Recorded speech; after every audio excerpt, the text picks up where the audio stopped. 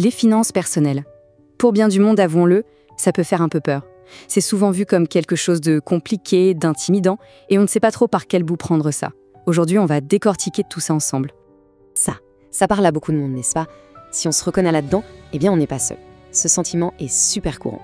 Et la raison, ce n'est pas qu'on est mauvais en maths, non, ça se passe directement dans notre cerveau. Alors allons voir ce qui se passe. Le vrai combat avec l'argent, il n'est pas sur une feuille de calcul, il est dans notre tête. C'est beaucoup plus une question de psychologie de chiffres en fait. Et voici un des coupables, l'aversion aux pertes.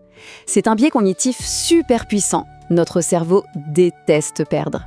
La douleur de perdre 200 $ est ressentie 2 fois plus fort que le plaisir d'en gagner 200. C'est fou. Du coup, quand on fait un budget, notre cerveau se focalise sur ce qu'on perd, sur l'argent qu'on ne peut plus dépenser comme on veut, plutôt que sur la sécurité qu'on est en train de gagner. Pas étonnant que ça nous semble si pénible. Bon, mettons qu'on a réussi à déjouer notre cerveau et qu'on a mis un peu d'argent de côté. Là arrive la grande question, le dilemme classique. Est-ce qu'on s'attaque à nos dettes ou est-ce qu'on commence à investir pour le futur? Ok, mettons les deux options sur la table. D'un côté, rembourser une dette, surtout une carte de crédit avec un taux d'intérêt élevé, c'est comme s'offrir un rendement garanti. C'est un pari sûr. Chaque dollar remboursé, c'est un dollar d'intérêt qu'on n'aura jamais à payer. De l'autre côté, investir, c'est jouer avec l'effet de levier. Le but du jeu, c'est que le rendement de nos placements soit plus grand que le coût de notre dette. La question qui tue, c'est donc de savoir comment choisir entre ces deux stratégies qui sont, au fond, toutes les deux excellentes. Comment savoir ce qui est le mieux pour notre propre situation? En fait, la réponse est assez simple. Le nerf de la guerre, c'est les taux, une fois les impôts calculés. La règle d'or, c'est celle-ci. Pour que l'investissement soit la meilleure option, il faut que le rendement qu'on espère avoir soit plus élevé que le taux d'intérêt sur la dette. Si ce n'est pas le cas, alors rembourser la dette est le coup le plus intelligent.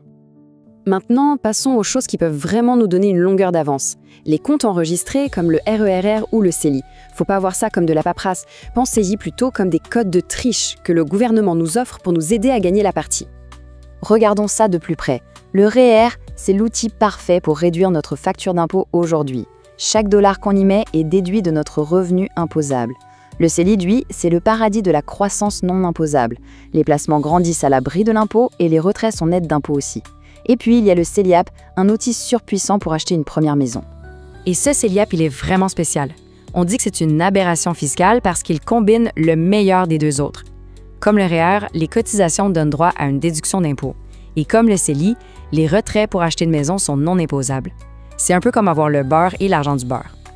Ok, on a les outils, maintenant projetons-nous dans le temps. L'objectif ultime pour plusieurs, la retraite. Ça peut sembler une montagne, quelque chose de lointain et d'intimidant, mais avec un bon plan de match, une carte claire, c'est un objectif tout à fait atteignable. Pour que ça fasse moins peur, on peut décomposer ça en 5 grandes étapes. Tout simplement. 1. On estime de combien on aura besoin pour vivre à la retraite.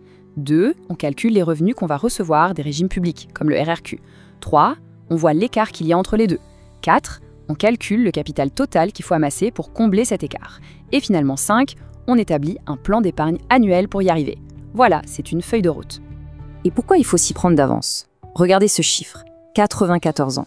C'est l'âge que les planificateurs financiers utilisent souvent comme horizon pour un couple. Ça fait réfléchir, hein?